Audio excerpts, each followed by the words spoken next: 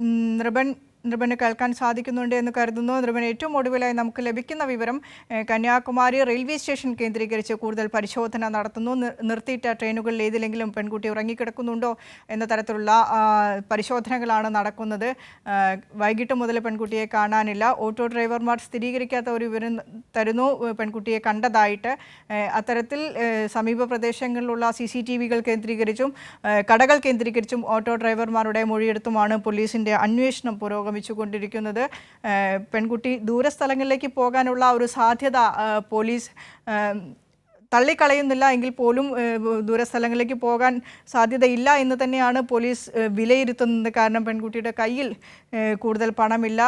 അവിടുന്ന് മറ്റാരെങ്കിലും സഹായം ലഭിക്കാതെ പെൺകുട്ടിക്ക് കൂടുതൽ ദൂരത്തേക്ക് പോകാനും കഴിയില്ല. അതിനാൽ തന്നെ കന്യാകുമാരിയുടെ പരിസരത്ത് തന്നെ, റെയിൽവേ സ്റ്റേഷൻ പരിസരത്ത് തന്നെ കുട്ടി ഉണ്ടാകാമെന്നുള്ള ഒരു വിലയിരുത്തലാണ് പോലീസ് ഇപ്പോഴുള്ളത്.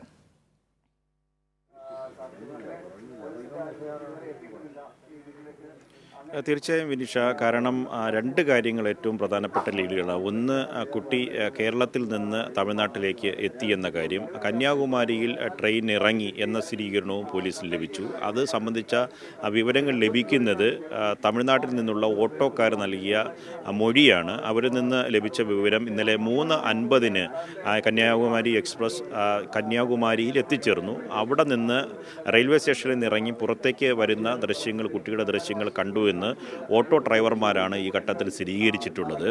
അവിടെ നിന്ന് 3:50 മുതൽ പുലർച്ചെ വരെയുള്ള സമയം കുട്ടി എവിടെ ചിലവഴിച്ചു, എങ്ങോട്ട് പോയി എന്നതാണ് ഇനി നിർണായകം.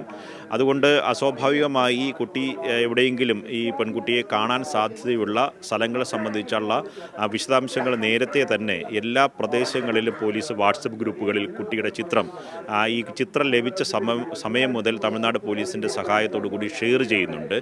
അതുകൊണ്ട് കുട്ടി അധിക ദൂരത്തേക്ക് പോകാനുള്ള സാധ്യത സംബന്ധിച്ച് കുറവ് വരുന്നത്, ഒന്ന്, വേറെ ആരുടെയെങ്കിലും സഹായം ലഭിച്ചാൽ മാത്രമേ കുട്ടിക്ക് അവിടെ നിന്ന് പോകാൻ കഴിയുള്ളൂ. അതൊന്ന്. 50 രൂപ മാത്രമാണ് കുട്ടിയുടെ കൈവശം ഉണ്ടായിരുന്നത്, ഇവിടെ നിന്ന് പോകുമ്പോൾ ഉണ്ടായിരുന്നത്. അതിൽ 10 രൂപ ചിലവഴിച്ച ശേഷം 40 രൂപ മാത്രമേ കൈവശം ഉണ്ടായിരുന്നു എന്ന് പാറശാല സ്വദേശി ചിത്രം പങ്കുവച്ച ബവിത തന്നെ പറയുന്നുണ്ട്. അതുകൊണ്ട് അവിടെ നിന്ന് തമിഴ്നാട്ടിൽ ഇറങ്ങിയ ശേഷം ഭക്ഷണമോ വെള്ളമോ എന്തെങ്കിലും കുടിച്ചാൽ ബാക്കി തുക കുട്ടിയുടെ കയ്യിൽ ഉണ്ടാകാനുള്ള സാധ്യതയില്ല.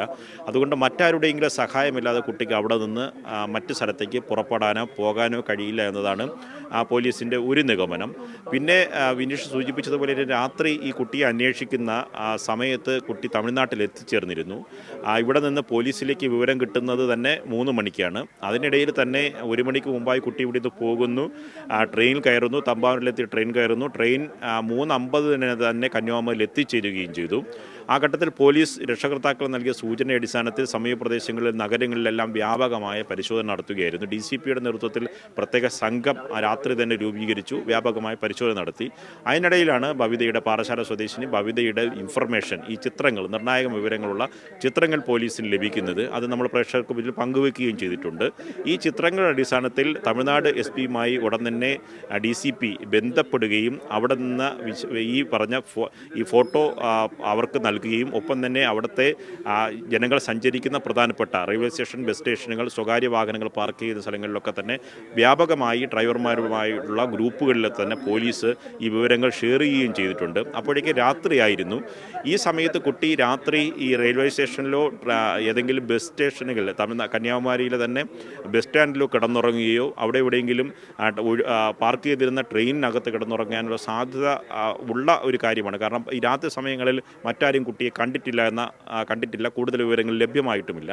അതുകൊണ്ട് ഇനി പകലോടുകൂടി തന്നെ ഇന്നലെ രാത്രി 3:50 കുട്ടി അവിടെ എത്തിയ ശേഷം രാത്രി വരെയുള്ള സഞ്ചാരമുള്ള യാത്രക്കാർ വരുന്ന സമയങ്ങളിലൊക്കെ തന്നെ ആരെങ്കിലും കണ്ടിട്ടുള്ള വിവരങ്ങളാണ് ഇപ്പോൾ പോലീസ് ശേഖരിക്കുന്നത്.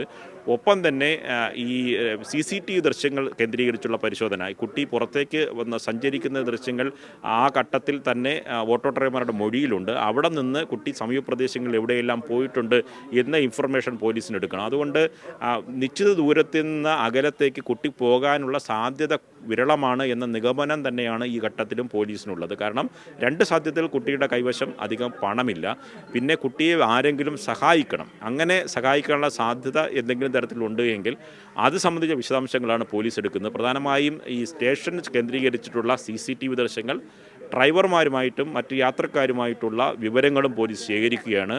അത് കേന്ദ്രീകരിച്ചുള്ള അന്വേഷണമാണ് നടത്തുന്നത്. കാരണം കുട്ടി 11:30 കൂടി ഈ സംഭവം നടക്കുന്നു. അതിനുശേഷം കുട്ടി 1 മണിക്കുള്ളിൽ ഇവിടെ നിന്ന് പോയിട്ടുണ്ട്. അതിനുശേഷം പോലീസിന് ഇൻഫർമേഷൻ കിട്ടുന്നത് 3 മണിക്കാണ്. 3 മണിക്ക് പോലീസിന് വിവരം ലഭിക്കുമ്പോൾ തന്നെ പോലീസ് അലർട്ടായി വേണ്ട പരിശോധനകളൊക്കെ നടത്തുന്നുണ്ട്. പരിശോധന നടത്തുമ്പോൾ കുട്ടി ഇവിടെ നിന്ന് ട്രെയിൻ കയറി എന്ന വിവരങ്ങൾ ലഭ്യമല്ല. കുട്ടി എന്തുദ്ദേശത്തോടു കൂടിയാണ് നാട്ടിലേക്ക് തിരിച്ചു മടങ്ങാം എന്ന ഉദ്ദേശത്തോടെയാണ്, 13 വയസ്സുകാരിയാണ്, ഇത്രയും പണം കൊണ്ട് നാട്ടിലെത്താൻ കഴിയുമോ എന്ന് കുട്ടിക്ക് അറിയുമോ എന്നറിയില്ല. കാരണം പെട്ടെന്നുള്ള ക്ഷോഭത്തിൽ വീട്ടിൽ നിന്ന് ഇറങ്ങിപ്പോയി ട്രെയിൻ കയറി, അതിനുശേഷം എങ്ങോട്ട് പോകണമെന്ന് നിശ്ചയമില്ലാതെ എവിടെയെങ്കിലും കുരുങ്ങി നിൽക്കുകയാണോ എന്ന തരത്തിലുള്ള വിവരങ്ങളാണ് പോലീസ് ശേഖരിക്കുന്നത്. അതുകൊണ്ട് തമിഴ്നാട്ടിലേക്ക് കുട്ടി എത്തി എന്ന വിവരം പ്രധാനപ്പെട്ട ഒരു ഇൻഫർമേഷൻ. കന്യാകുമാരി തന്നെ കുട്ടി റെയിൽവേ സ്റ്റേഷനിൽ ഇറങ്ങിയിട്ടുണ്ട്. അവിടെ നിന്ന് കുട്ടി റെയിൽവേ സ്റ്റേഷനിൽ നിന്ന് പുറത്തേക്ക് ഇറങ്ങുന്ന ഒരു മൊഴിയും ഓട്ടോക്കാരുടെ ഭാഗത്തു നിന്നുണ്ടായിട്ടുണ്ട്. അതുകൊണ്ട് ഇനി അവിടെ കേന്ദ്രീകരിച്ചുള്ള അന്വേഷണമായിരിക്കും നിർണായകമായ വിവരങ്ങൾ ലഭിക്കാൻ സാധ്യതയുള്ളത്. അതുകൊണ്ട് ഏറെ വൈകാതെ തന്നെ കുട്ടി അധിക ദൂരം സഞ്ചരിക്കാനുള്ള സാധ്യത കുറവ് ഉള്ളതുകൊണ്ട് തന്നെ ഏറെ വൈകാതെ തന്നെ വിശദാംശങ്ങൾ പോലീസിന് ലഭ്യമാകും. ഉടൻ തന്നെ രക്ഷകർത്താക്കൾ അതിൻ്റെ വിശദാംശങ്ങൾ നൽകാൻ കഴിയുമെന്ന സൂചന തന്നെയാണ് നാമും പ്രതീക്ഷിക്കുന്നത്.